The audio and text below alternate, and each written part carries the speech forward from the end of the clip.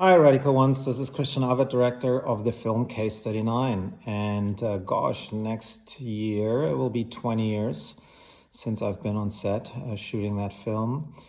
And looking back at it, it's kind of surprising. I think I could do a whole podcast of my own on memories from that because it was very early on in my career. And I hadn't gotten to the stage where everything blends together yet.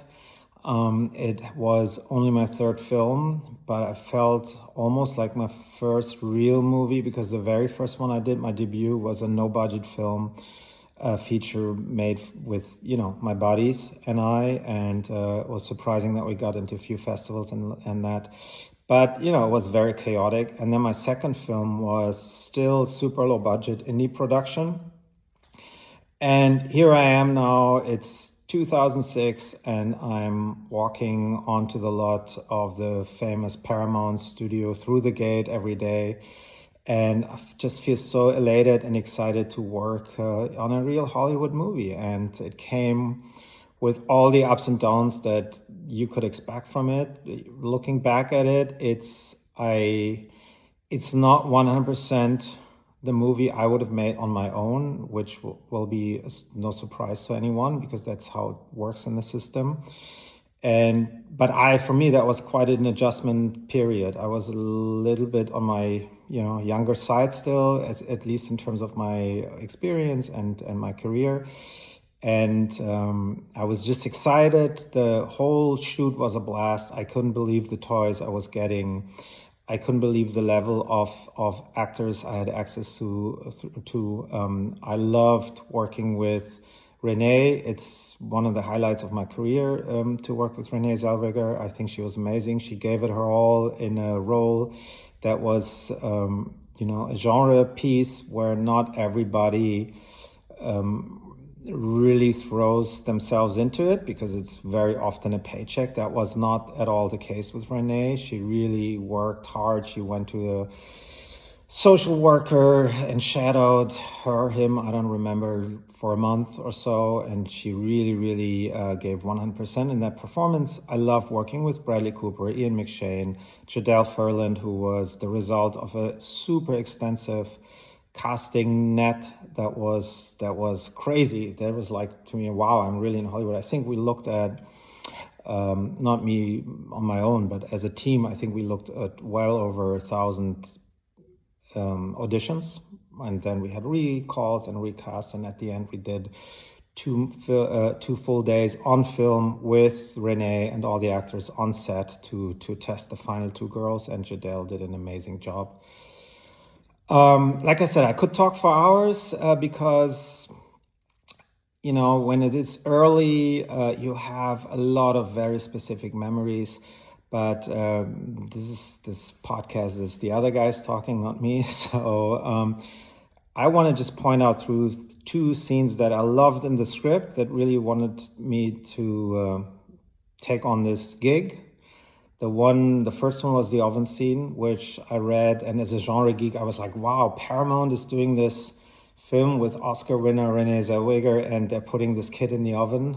So I was kind of amazed and fell in love with that scene, and I think it turned out quite well. And the second scene I really loved was the quiet interview with now Jadelle and Bradley Cooper, where she turns the table on him. These are two scenes I really loved. And obviously a lot of other things made me want to do this. And like I said earlier, I alluded to at least, is, the movie went through a whole bunch of test screenings. There was 2 regime changes at Paramount at the time. The studio was a little bit in turmoil.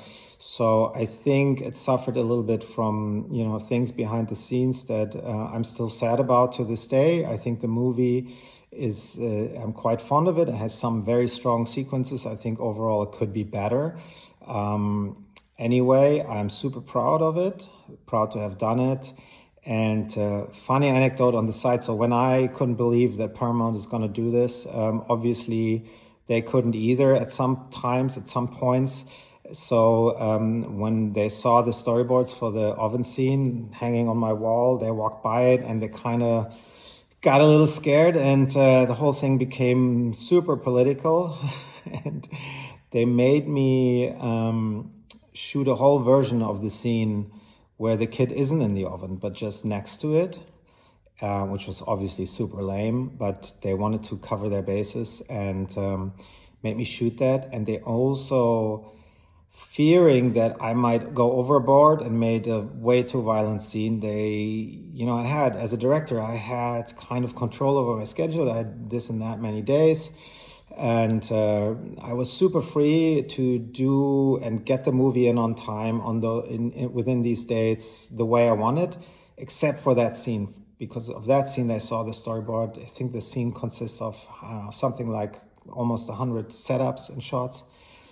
And so they asked me to tone it down, and they specifically demanded that I shoot that scene in one day and one day only. And I start with the more timid and soft versions of the scene, and also the more important basic setups, and not the brutal one. For example, when she's in the script, the father steps on her like a bug.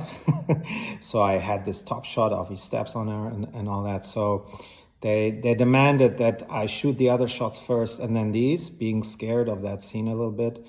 And I had my DP from my previous movie, and we kind of built the whole set around the idea that we had to shoot this super fast, faster than even a TV movie, to get all the shots in that that made me want to do the feature in the first place. So we built a set where everything was retractable, the camera could go anywhere, the lighting was one setup, and we shot both versions of the scene, which made the shot setups the count from, I don't know, the 100 that it was to like 130, and we shot all of that in one day. Then the movie got to the test, and in the test the scene got not standing ovations, I'm kidding, but it got applause. And before, in the edit, they wanted me to tone it down, and I did push back as far as I could. And then when the scene got applause in the test screen, I was so relieved. I'm like, finally, now everybody can see that this is just a great sequence that should stay the way it is. And I couldn't believe it, but they still made me tone it down more and more. So that was one of the hard battles I fought. I think this is not one of the ones I lost. I think it's still a great sequence. I think it's fine the way I toned it down a little bit. It's still super shocking to most people. This is a big studio picture, so it's looking for a wide audience, and it's not looking for the audience that watches and enjoys Terrifier nowadays. So I think we're kind of pushing the envelope. There's also some battles that I lost. Like I said earlier, it's not 100% the way I would have made it on all things. I think that was even in the script a problem. I think we have to acknowledge that we never really nailed the ending. Even though I'm quite happy that not many people pick up on this, but it's not quite as happy an ending as it first looks. If you listen closer, you can hear sirens coming closer, and if you think about it, I mean, she tried to burn down the house. It was clearly arson, so they will pick up on that. And then this very next few hours, she drives her car into the water, and the little kid drowns in the trunk. So I'm pretty sure that Renee's character, Emily, is gonna end up in prison. So it's quite darker than it first appears, and has this double-edged sword to it, which I like, but we never came up with a brilliant ending for that film. Other than that, I think it's a lot of people's first foray into horror, because it has this low threshold of because it's Paramount, because of all the distribution channels. I think a lot of people saw this when they're in their teens as their first movie and got scared shitless, and many of those people are still watching it to this day and have fond memories and write me about it. So I'm super proud of, even if it's not an amazing film, of having made a film that works, that got some people scared, that it was a lot of fun to shoot, and that is in a way still part of Hollywood history. And I hope you guys enjoy it. I hope you guys are fans and not completely ripping it to shreds. And I returned after this and the next movie. I returned a little bit more back to my indie roots, and I'm super happy with what that movie did for me, for my career, how it helped, even though it came out way delayed because of all the turmoil at Paramount. I think my next movie came out before that one. But it helped me quite a lot still in my career, to have worked at that level with these actors and for a big studio. So yeah, enjoy, have fun, great talk.